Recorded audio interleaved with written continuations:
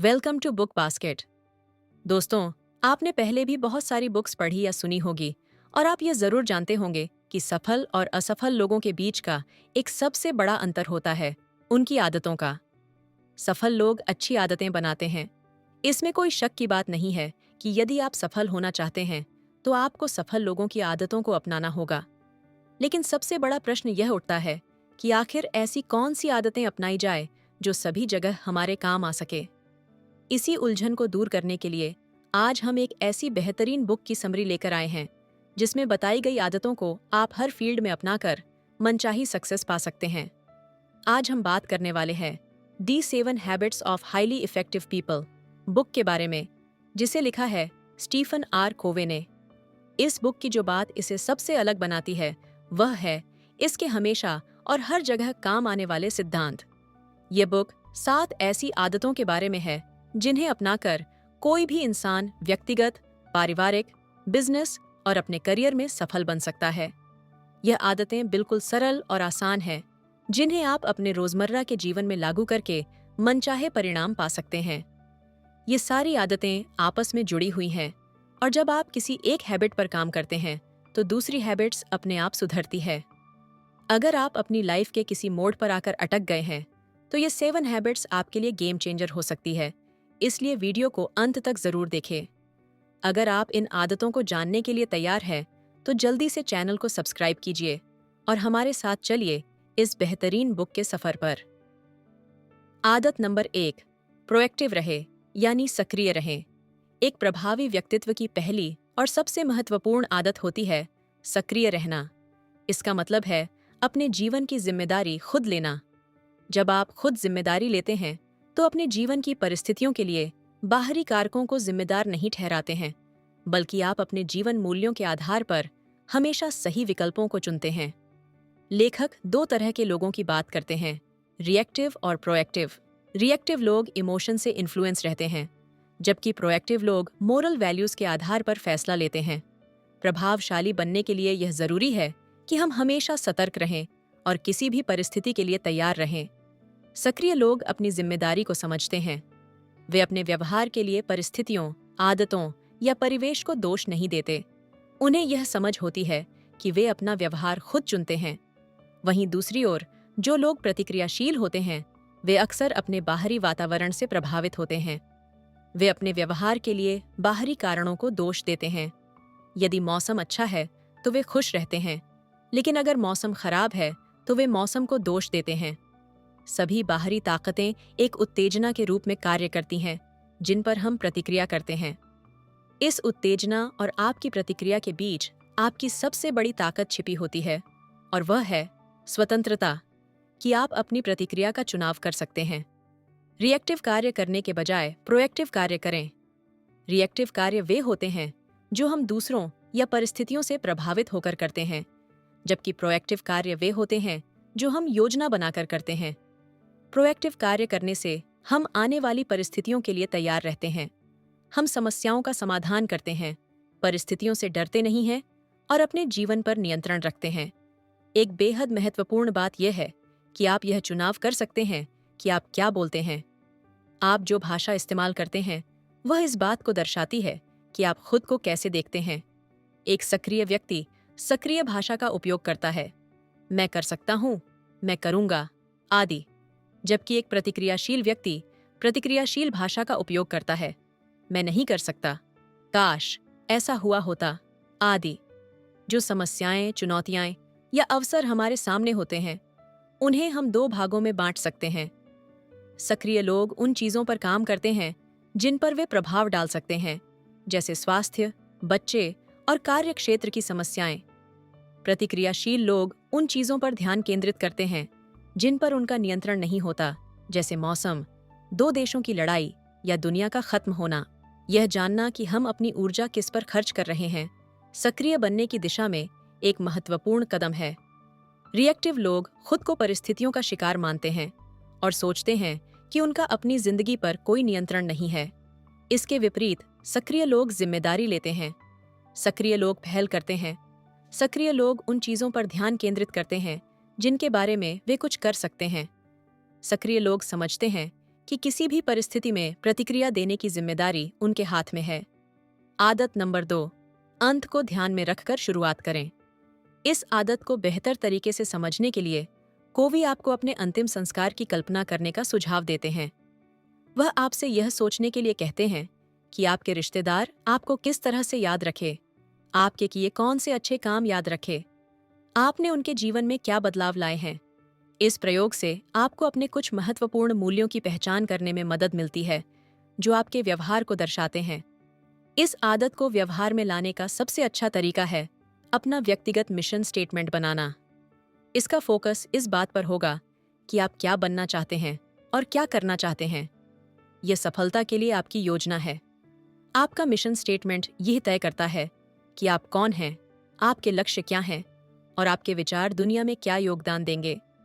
आपका mission statement आपको अपनी जिंदगी का नेता बनाता है। आप अपने भाग्य के निर्माता होते हैं और जो सपने आपने देखे हैं उन्हें साकार करते हैं। जब आप अपने मिशन स्टेटमेंट को फॉलो करेंगे तो धीरे धीरे यह वह आधार बन जाएगा जिससे आप अपने लाइफ के डिसीजंस लेंगे। जीवन मूल्यों को ध्यान में रखकर आप एक मजबूत नींव तैयार करते हैं जिस पर आप फलते फूलते हैं। क्योंकि जीवन मूल्य बाहरी परिस्थितियों पर निर्भर नहीं करते, इसीलिए वे कभी नहीं डगमगाते। जब समय कठिन होता है तो ये मूल्य आपको सहारा देते हैं। एक मूल्य आधारित जीवन के साथ आप एक स्पष्ट और उद्देश्यपूर्ण दृष्टिकोण अपना सकते हैं। अंत को ध्यान में रखकर शुरुआत करना आपकी कल्पना पर आधारित है, यानी वह क्षमता जो आपको अपने दिमाग में उन चीजों को देख पाने की शक्ति देती है जो आप खुली आंखों से अभी नहीं देख सकते। यह इस सिद्धांत पर आधारित है कि हर चीज का निर्माण 2 बार होता है, पहला मानसिक निर्माण और फिर भौतिक निर्माण। जैसे कि इंजीनियर घर बनाने से पहले उसका नक्शा बनाता है, वैसे ही भौतिक निर्माण भी मानसिक निर्माण के बाद होता है। यदि आप यह कल्पना नहीं करते कि आप क्या हैं और क्या बनना चाहते हैं, तो आप अपनी जीवन यात्रा के निर्णय दूसरों पर या परिस्थितियों पर छोड़ देते हैं। अगर आपकी सीढ़ी सही दीवार पर नहीं लगी है, तो हर कदम आपको गलत दिशा में ले जाएगा। अंत को ध्यान में रखकर शुरुआत करना, यानी हर दिन, हर काम या प्रोजेक्ट की शुरुआत एक स्पष्ट दृष्टि के साथ करना कि हमारी दिशा और मंजिल क्या होनी चाहिए, और फिर सक्रिय रूप से उस काम को पूरा करने में जुट जाना। आदत नंबर 3, पहली चीजों को पहले रखें, यानी प्राथमिकता तय करें। एक संतुलित जीवन जीने के लिए यह समझना जरूरी है कि आप इस जीवन में हर चीज नहीं कर सकते। खुद को अपनी क्षमताओं से अधिक कामों में व्यस्त करने की आवश्यकता नहीं है। जब जरूरी हो तो ना कहना न भूलें और फिर अपनी महत्वपूर्ण प्राथमिकताओं पर ध्यान केंद्रित करें। आज की तेज रफ्तार दुनिया में कामों की अधिकता, ध्यान भटकाने वाली चीजों और समय पर जरूरी लेकिन महत्वहीन मांगों से अभिभूत हो जाना बहुत आसान है। यह आदत हमें हर उत्तेजना पर प्रतिक्रिया करने के आकर्षण का विरोध करने और उन गतिविधियों पर ध्यान केंद्रित करने के लिए प्रोत्साहित करती है जो वास्तव में मायने रखती हैं। यह आदत जीवन प्रबंधन और समय प्रबंधन से जुड़ी है। यह आपके उद्देश्य, मूल्यों, भूमिकाओं और प्राथमिकताओं के बारे में है। आपके लिए प्राथमिक चीजें वे हैं जिन्हें आप व्यक्तिगत रूप से सबसे अधिक मूल्यवान मानते हैं। यदि आप प्राथमिक कार्यों को पहले करते हैं, तो इसका मतलब है कि आप अपना समय और ऊर्जा अपनी प्रायोरिटीज पर खर्च कर रहे हैं। यह आदत आपकी प्राथमिकताओं को लागू करने पर केंद्रित है। इस प्रकार प्राथमिकता तय करने का अर्थ है कि आप निर्णय लेने और उन पर अमल करने में सक्षम हैं। आप अपनी मर्जी का कितना उपयोग करते हैं, यह आपकी ईमानदारी पर निर्भर करता है। आपकी ईमानदारी इस बात का प्रतीक है कि आप खुद को कितना महत्व देते हैं और आप अपने कमिटमेंट को लेकर कितना दृढ़ है। अपने कमिटमेंट्स को प्राथमिकता देने और सबसे महत्वपूर्ण कामों को पहले रखने का मतलब है उन चीजों को नकारने के लिए तैयार रहना जो आपके मार्गदर्शक सिद्धांतों के खिलाफ हैं। इस आदत के अनुसार अपने टाइम का बेटर मैनेजमेंट करने के लिए आपके काम मूल्य आधारित होने चाहिए। वे सोच समझकर किए जाने चाहिए, यानी कि वे आपको अपने जीवन मूल्यों के अनुसार व्यवस्थित करने का अवसर देते हैं। आपके काम को आपके जीवन में संतुलन लाने वाला होना चाहिए। इसका अर्थ यह है कि आपको रिश्तों और परिणामों को बेहतर बनाने पर ध्यान केंद्रित करना है, न कि सिर्फ अपने टाइम को मैनेज करने पर। आदत नंबर 4, सबकी जीत के बारे में सोचें, यानी विन विन सोचें। हम में से ज्यादातर लोग अपनी सफलता और असफलता का मूल्यांकन दूसरों से कंपेयर और कंपटीशन के आधार पर करते हैं। हम अपनी सफलता को दूसरों की असफलता में देखते हैं, यानी अगर मैं जीता तो मतलब तुम हारे, और अगर तुम जीते तो मैं हारा। इस तरह जीवन एक हार जीत का खेल बन जाता है, जैसे मानो एक ही रोटी हो और अगर दूसरा बड़ा हिस्सा ले लेता है तो मुझे कम मिलेगा और मेरी कोशिश होगी कि उसे ज्यादा न मिले। हम सभी यह खेल खेलते हैं, लेकिन क्या इसमें कोई मजा है? विन विन थिंकिंग जीवन को सहयोग की तरह देखती है, प्रतिस्पर्धा की तरह नहीं। विन विन वह मानसिकता है जो हमें सभी का हित सोचने के लिए प्रेरित करती है।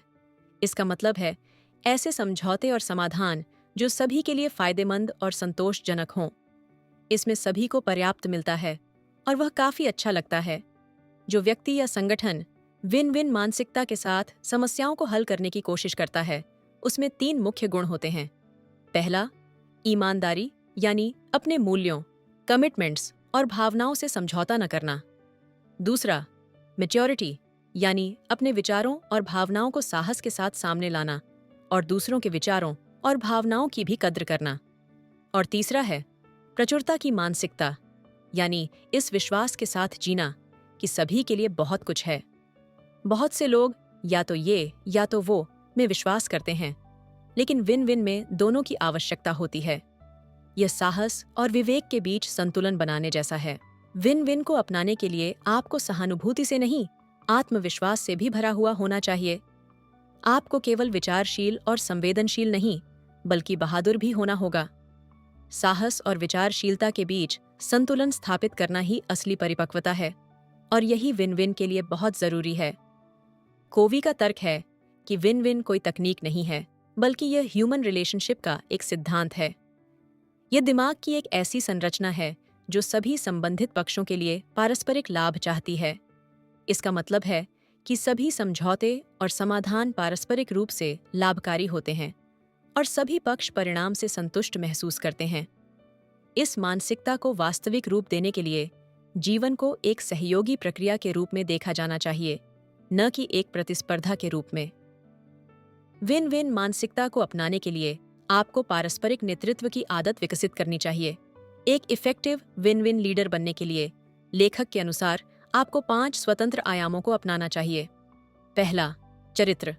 चरित्र के आधार पर ही विन विन मानसिकता का निर्माण होता है। इसका मतलब है ईमानदारी, परिपक्वता और प्रचुरता की मानसिकता, यानी सभी के लिए बहुत कुछ है, किसी एक व्यक्ति की सफलता आपके लिए खतरा नहीं है। दूसरा, रिश्ते। विन विन समझौतों को प्राप्त करने के लिए विश्वास बेहद जरूरी है। उच्च स्तर का विश्वास बनाए रखने के लिए आपको अपने रिश्तों को पोषित करना चाहिए। तीसरा, समझौते। इसका मतलब है कि इसमें शामिल लोगों को मनचाहे परिणामों, संसाधनों और जिम्मेदारी पर सहमत होना चाहिए। चौथा, सहायक प्रणाली।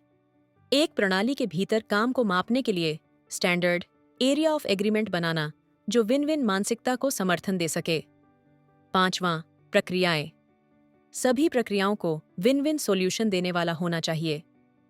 आदत नंबर 5, पहले दूसरों को समझो, फिर अपनी बात समझाओ। कम्युनिकेशन लाइफ की सबसे महत्वपूर्ण स्किल है। आप अपनी जिंदगी के कई साल पढ़ाई लिखाई और बोलने में लगा देते हैं, लेकिन सुनने की कला की क्या स्थिति है? क्या आपको कभी ऐसी कोई ट्रेनिंग मिली है जो आपको दूसरों को सही तरीके से सुनना सिखाती हो, ताकि आप सामने वाले को वास्तव में समझ सकें? अगर आप अधिकांश लोगों की तरह हैं, तो शायद आप भी सबसे पहले अपनी बात समझाना चाहते होंगे, और ऐसा करते वक्त आप सामने वाले को पूरी तरह नजरअंदाज कर देते होंगे। ऐसा दिखाते होंगे कि आप सुन रहे हैं, लेकिन असल में आप सिर्फ शब्दों को सुनते हैं, उनके असल अर्थ को पूरी तरह से नजरअंदाज कर देते हैं। सोचिए ऐसा क्यों होता है? क्योंकि ज्यादातर लोग जवाब देने के उद्देश्य से सुनते हैं, समझने के उद्देश्य से नहीं। आप अंदर ही अंदर खुद से सोचते रहते हैं कि आगे क्या कहना है, क्या सवाल पूछने हैं, आदि। आप जो भी सुनते हैं वह आपके जीवन के अनुभवों से होकर गुजरता है।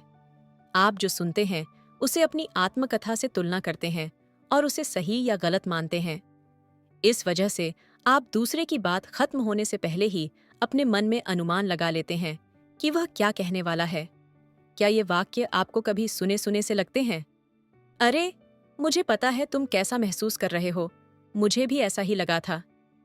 मेरे साथ भी ऐसा ही हुआ था। मैं तुम्हें बताता हूँ कि ऐसे वक्त में मैंने क्या किया था। क्योंकि आप अपने अनुभवों के आधार पर दूसरों को सुनते हैं, इसलिए सामने वाले की बात को आप पहले जज करते हैं और फिर सहमत या असहमत होते हैं। उसके बाद आप अपने हिसाब से सवाल जवाब करके उसे जांचते हैं कि वह बात आपके अनुभवों में कहाँ सटीक बैठ रही है। फिर आप वो सलाह या उपाय सुझाते हैं जो आपने अपनाए थे या आपने जिनके बारे में सुना था। फिर आप एनालाइज करते हैं कि उस इंसान ने जो किया वह आपके अनुभवों से किस तरह से अलग था। शायद आप सोच रहे होंगे कि अपने अनुभव से दूसरों से जुड़ने में क्या गलत है। कुछ परिस्थितियों में ऐसा करना ठीक हो सकता है, जैसे कि जब कोई आपसे आपके अनुभवों के बारे में सवाल पूछे या जब आप दोनों के बीच विश्वास का रिश्ता हो। लेकिन हमेशा ऐसा करना ठीक नहीं होता। एक सहानुभूतिपूर्ण श्रोता उस व्यक्ति के संदर्भ में उसकी बात समझता है। ऐसा करने से वह व्यक्ति सामने वाले की दुनिया को उसी तरीके से देखता है जैसे वह खुद देखता है और चीज़ों को उसी तरह महसूस करता है जैसा वह महसूस करता है। याद रखो, दूसरे व्यक्ति के जूतों में पैर डाले बिना उसके अनुभवों को हम ठीक से नहीं समझ सकते। इसलिए जब आप सहानुभूतिपूर्वक सुनते हैं तो आपको वास्तविकता की स्पष्ट तस्वीर दिखती है। जब आप लोगों को समझने के उद्देश्य से सुनना शुरू करते हैं तो आपको हैरानी होगी कि वे कितनी जल्दी कंफर्टेबल हो जाते हैं और आपके साथ सारी बातें शेयर करते हैं। अगर आपके सिद्धांत मजबूत हैं तो आप स्वाभाविक रूप से बिना किसी चालाकी के लोगों से जुड़ना चाहेंगे और उन्हें सुनेंगे। इसके परिणाम स्वरूप यह आपके चरित्र के माध्यम से दिखता है कि आप किस प्रकार के व्यक्ति हैं और आप लोगों से कैसे बात करते हैं। इसके माध्यम से लोग स्वाभाविक रूप से आप पर भरोसा करना शुरू करेंगे और आपके साथ ज्यादा बात करना पसंद करेंगे।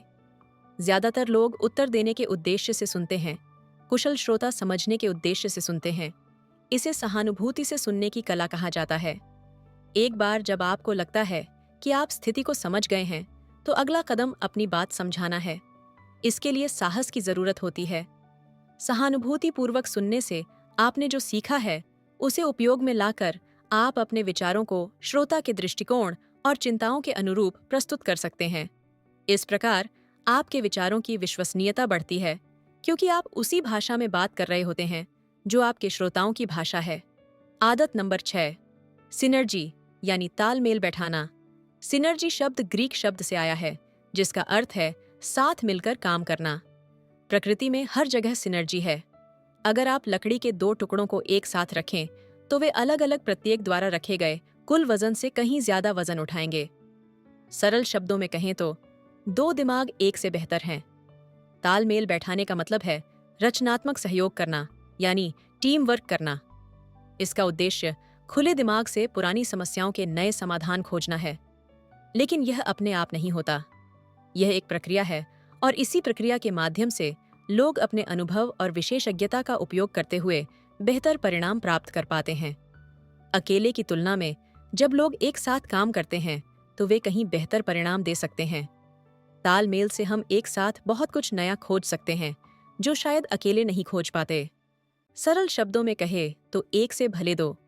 यह विचार इस सिद्धांत पर आधारित है कि टीम वर्क अकेले काम करने से ज्यादा बेहतर है। जब आप टीम में होंगे तो यह बात तो तय है कि मतभेद होंगे, इसलिए तालमेल का मूल तत्व है मतभेदों को महत्व देना। क्या आप वास्तव में लोगों के मानसिक, भावनात्मक और मनोवैज्ञानिक भिन्नताओं को महत्व देते हैं, या आप चाहते हैं कि सभी लोग आपकी बात मानें ताकि आप आसानी से आगे बढ़ सकें?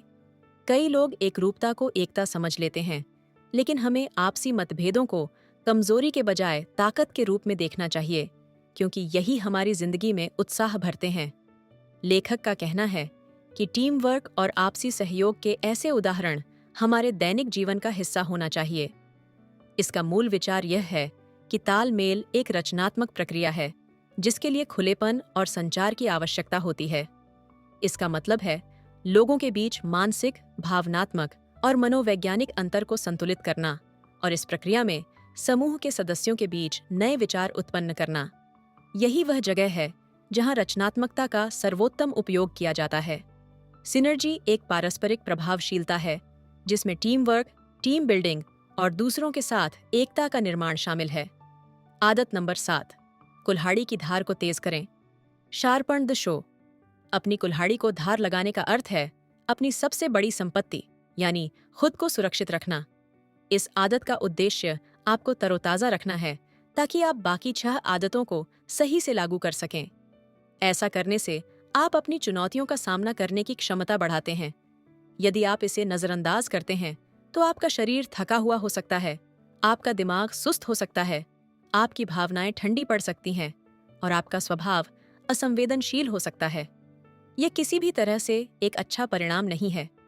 इसका मतलब है अपने जीवन के 4 महत्वपूर्ण क्षेत्रों शारीरिक, भावनात्मक, मानसिक और आध्यात्मिक में नवीनीकरण के लिए एक प्रोग्राम बनाना। नीचे कुछ गतिविधियों के उदाहरण दिए गए हैं जो इन 4 आयामों के माध्यम से अपने आप को सुधारने में मदद करती हैं। शारीरिक रूप से सही रहने के लिए व्यायाम, पोषण और तनाव प्रबंधन जरूरी है। इसका मतलब है अपने शरीर का ख्याल रखना, सही आहार लेना, पर्याप्त नींद लेना और रेगुलर एक्सरसाइज करना। भावनात्मक रूप से सही रहने के लिए सेवा, सहानुभूति, तालमेल और अंदरूनी खुशी जरूरी है। यह आपको मानसिक शांति और जीवन में उद्देश्य की भावना प्रदान करता है। आध्यात्मिक रूप से सही बनने के लिए आपको अपने मोरल वैल्यूज, कमिटमेंट्स और ध्यान का सहारा लेना होगा। इस क्षेत्र पर ध्यान केंद्रित करने से आप अपने आंतरिक मूल्यों से जुड़ते हैं और जीवन के केंद्र को समझ पाते हैं। मानसिक रूप से सही रहने के लिए पढ़ाई, कल्पना, योजना बनाना और लिखने का उपयोग कर सकते हैं। लगातार सीखने का मतलब है अपने दिमाग को फैलाना और इसे सक्रिय रखना, जो प्रभावशीलता के लिए जरूरी है। आरी को तेज करना का अर्थ है इन चारों पहलुओं को नियमित रूप से लागू करना और उनका अभ्यास करना। यह सबसे महत्वपूर्ण निवेश है जो आप अपने जीवन में कर सकते हैं, क्योंकि आप ही अपने सबसे बेहतरीन औजार हैं। इन चारों क्षेत्रों को संतुलित रखना जरूरी है, क्योंकि एक क्षेत्र में अत्यधिक ध्यान देने से दूसरे क्षेत्र की उपेक्षा हो सकती है। हालांकि किसी एक क्षेत्र में आरी को तेज करने का सकारात्मक प्रभाव अन्य क्षेत्रों पर भी पड़ता है, क्योंकि ये आपस में जुड़े हुए हैं। उदाहरण के लिए, यदि आप अपने शारीरिक स्वास्थ्य पर ध्यान केंद्रित करते हैं, तो अनजाने में आप अपने मानसिक स्वास्थ्य को भी सुधारते हैं। यह एक सकारात्मक परिवर्तन का चक्र बनाता है, जो आपको अधिक आत्म जागरूक और सक्षम बनाता है। जैसे जैसे आप इन क्षेत्रों में सुधार करते हैं, आपकी क्षमता और प्रभावशीलता बढ़ती है। आपका अच्छा महसूस करना स्वाभाविक रूप से नहीं होता। एक संतुलित जीवन जीने का मतलब है खुद को पुनः ऊर्जा देने के लिए समय निकालना। यह पूरी तरह से आपके हाथ में है। आप खुद को आराम देकर फिर से ताजगी पा सकते हैं, या फिर अत्यधिक काम करके खुद को थका सकते हैं। आप मानसिक और आध्यात्मिक रूप से खुद को प्यार कर सकते हैं, या फिर अपनी भलाई से अनजान रहकर जीवन जी सकते हैं। आप अपनी ऊर्जा को फिर से जीवित कर सकते हैं और एक नए दिन का स्वागत शांति और सद्भाव के साथ कर सकते हैं, या फिर उदासी में दिन बिताते हुए समय को खो सकते हैं। बस इतना ध्यान रखें कि हर दिन आपको खुद को नवीनीकरण का एक नया अवसर देता है, एक अवसर खुद को रिचार्ज करने का। इसके लिए बस इच्छा, ज्ञान और कौशल की आवश्यकता है। अपना पर्सनल और प्रोफेशनल डेवलपमेंट चाहने वाले किसी भी व्यक्ति के लिए the 7 habits of highly effective people एक मस्ट रीड बुक है। यह बुक पर्सनल और वर्क लाइफ में एक बेहतरीन तालमेल बैठाती है, क्योंकि इसमें बताई गई आदतों को भले आप किसी भी फील्ड के लिए सीखें, वो सब जगह काम में आती है। इस बुक को खरीदने के लिए Amazon लिंक वीडियो के डिस्क्रिप्शन में है। हमें पूरा यकीन है कि यह बुक समरी आपको जरूर पसंद आई होगी। हमें कमेंट करके जरूर बताएं कि बुक में आपका फेवरेट पार्ट कौन सा था। आपसे फिर मिलेंगे एक ऐसी ही बेहतरीन बुक के साथ। तब तक के लिए अपना ख्याल रखिए। धन्यवाद।